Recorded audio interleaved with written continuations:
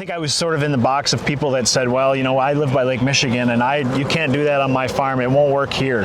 But we've really come a long way. We've seen soil transform year by year on our farm from that cold red clay to just soil that comes alive, and that biology is so hungry. And, you know, I want to get to the point that people are afraid to fall down in our fields because the biology is going to consume them. That's a good point. Hello, my name is Ricardo Costa. I am an Ag Strategy Manager with the Nature Conservancy. I'm today here with Brody. I'd like to ask you, you have been working with conservation for a while. Would you mind sharing with us what have you been doing when it comes to conservation, and maybe what your aspirations are in the next few years? Yeah, well, it hasn't been a long time. It's been a relatively short journey.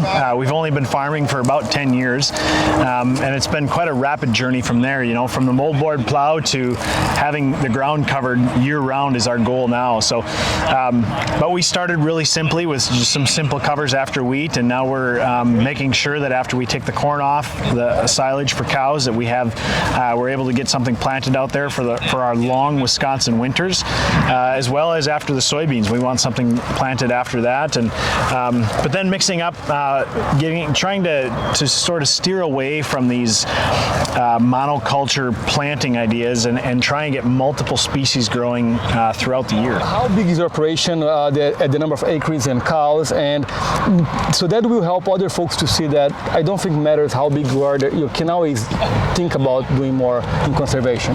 Yeah, so our dairy, we milk about 250 cows and we raise all of our own heifers, and then we have a neighboring farm we just purchased, and that's about 600 steers on feed, and we crop about 1,000 acres, but that's in a 30-mile spread. So we're on the north side of Sheboygan County and the south side of Sheboygan County, and you know, we started mostly around the dairy, implementing some of our cover crop practices, and you know, our northern ground is more grain crops, corn, soybean, wheat rotation, and so we don't have a good manure source up there, right? So we're really trying to unlock those nutrients that are tied up in the soil and plant diverse cover crops up there so that we can get some of the nutrients that we know are there unlocked and available for our plants. One last question, just to make sure here.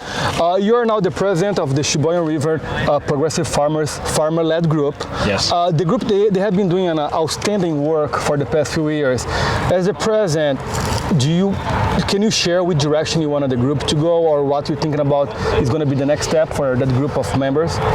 Well, you know, I joined the groups probably 3-4 years ago, really where the value in that group is seeing what works on other farms, right? And having that ability to go to farms and go to field days like today also and find out what works and what didn't work. But you know, the best part of some of the farmers in there and being part of that group is guys are not afraid to try, and having that mentality of, well, I don't really care what my neighbor thinks, I'm gonna try this, and if they laugh, they laugh. And that's, I feel like, where a lot of people hesitate.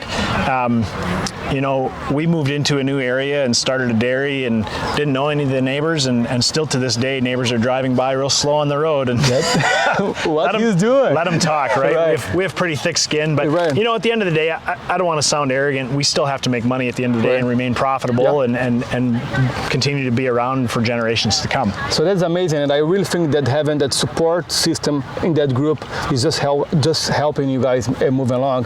Thanks so much. Looking forward to work more with you in the future.